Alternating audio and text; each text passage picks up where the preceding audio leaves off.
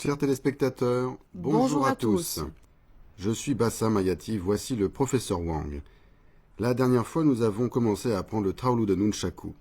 Je me suis beaucoup entraîné. Professeur, aujourd'hui, nous allons apprendre de nouveaux mouvements.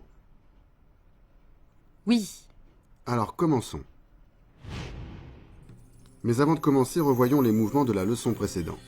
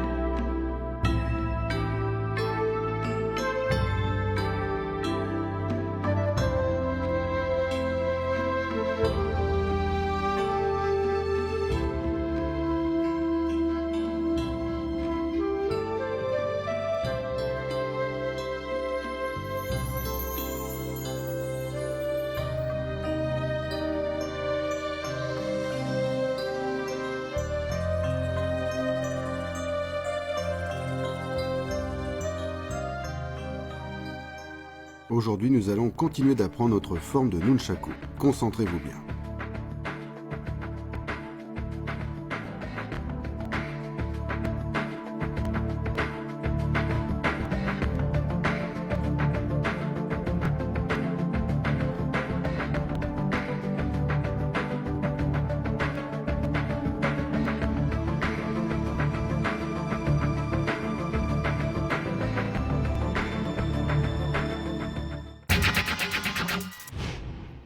Chers amis, avec le professeur, nous allons maintenant continuer notre apprentissage de la forme complète. Voici maintenant sursaut et frappe oblique. On commence le mouvement précédent, fouetté vers le haut en position arc et flèche. En position. La jambe gauche se lève.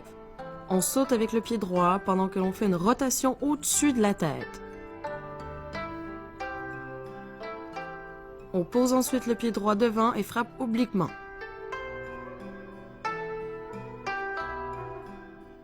Refaites-le une fois avec moi et faites attention au mouvement des jambes.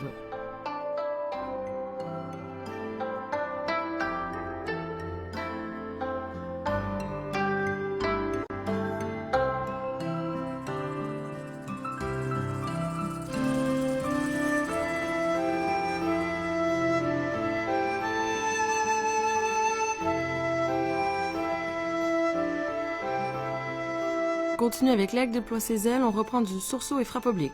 En position.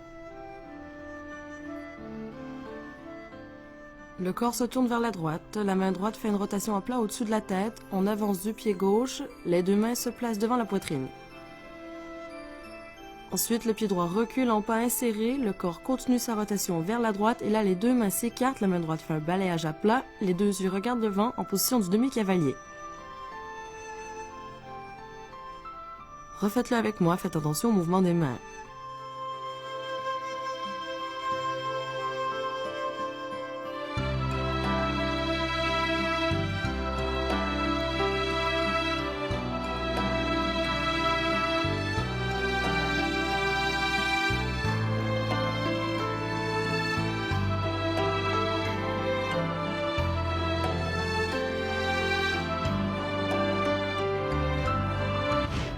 Pour sursaut et frappe oblique, le pied droit saute avec force vers l'avant. En même temps, la main droite fait faire une rotation au bas tombé au-dessus de la tête et vient ensuite frapper obliquement en bas à gauche.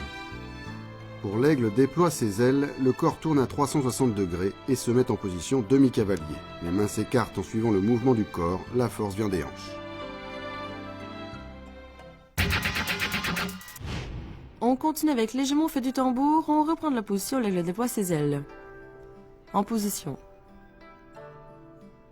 La main droite balaye vers la gauche et la main gauche saisit le bâton. La main droite se relâche et on frappe de la main gauche à plat tout en sautant et en pivotant le corps vers la droite. Refaites-le une fois avec moi.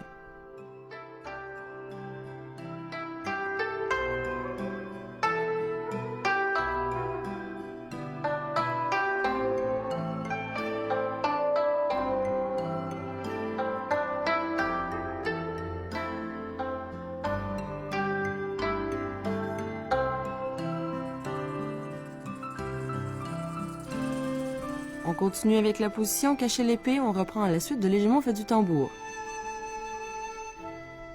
La main gauche, qui tient le nunchaku, vient se placer dans le dos.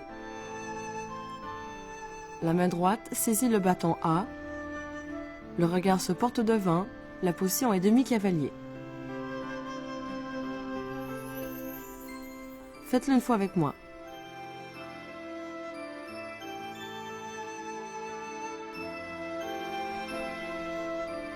Regardez-moi faire.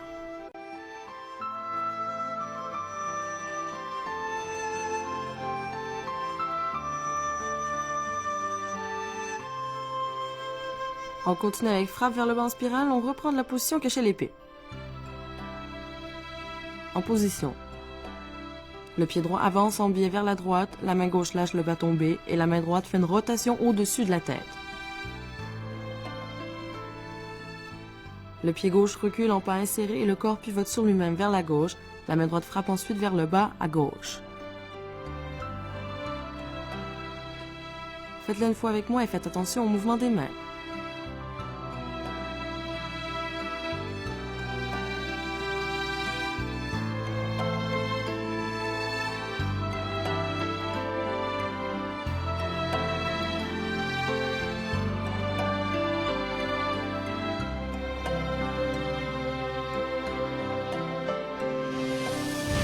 Pour l'hégémon fait du tambour, la main gauche saisit le bâton à l'envers et vient balayer parallèlement au sol.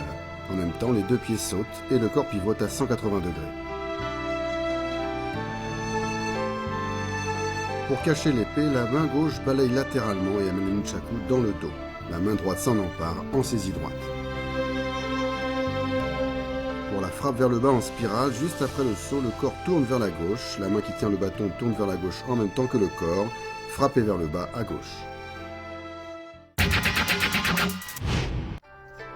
Voici maintenant les mouvements que nous avons vus aujourd'hui.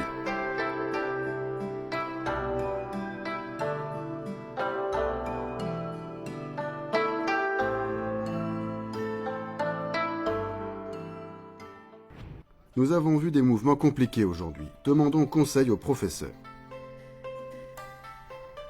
Professeur, vous pouvez me regarder faire? Vas-y.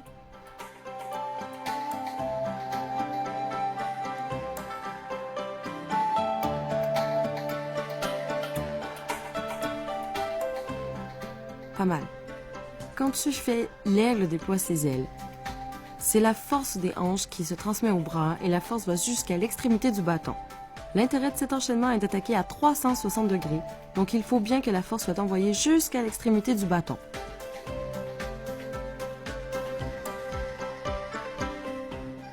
Fais-le encore.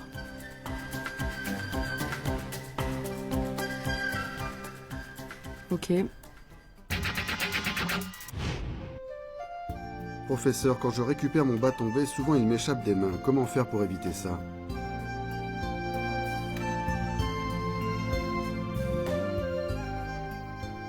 C'est à cause de l'inertie du bâton B.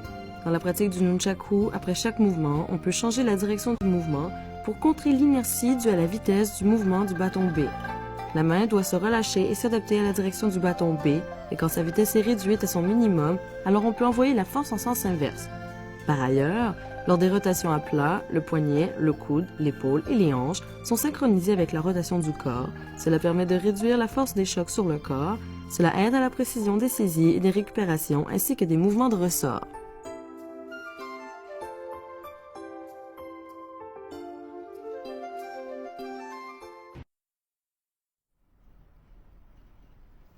Chers amis, je parie que vous aimez le nunchaku autant que moi. Restez avec nous pour la suite du cours.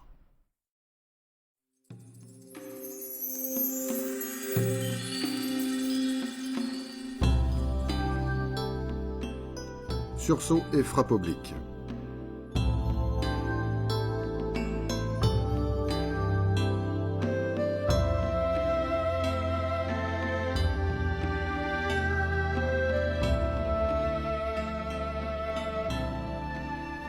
L'aigle déploie ses ailes.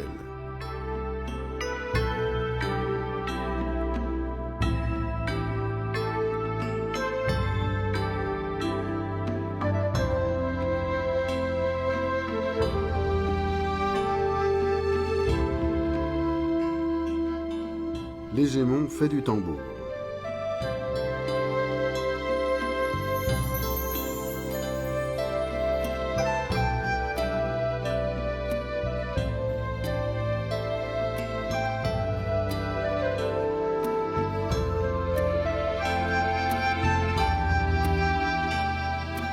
Cacher l'épée.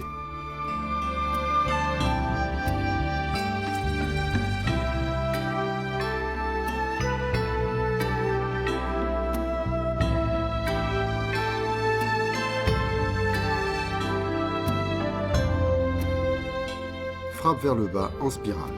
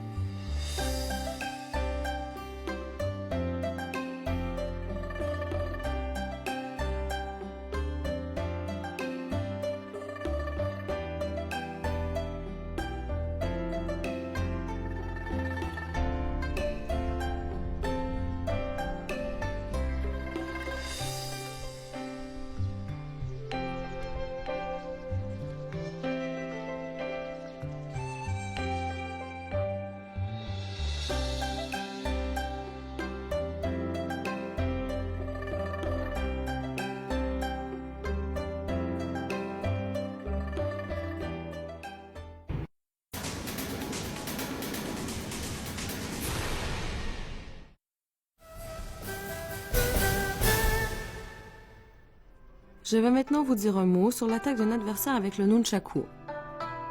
Lorsque vous attaquez l'adversaire, avant qu'il ne vous attaque, trouvez le bon moment pour l'attaquer en premier. Je vais vous montrer.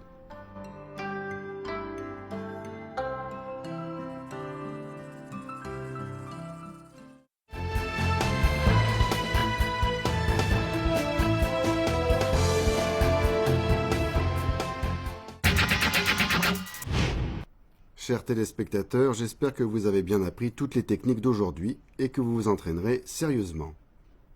Professeur, la prochaine fois, nous continuerons notre entraînement ? Oui. Je suis impatient d'y être.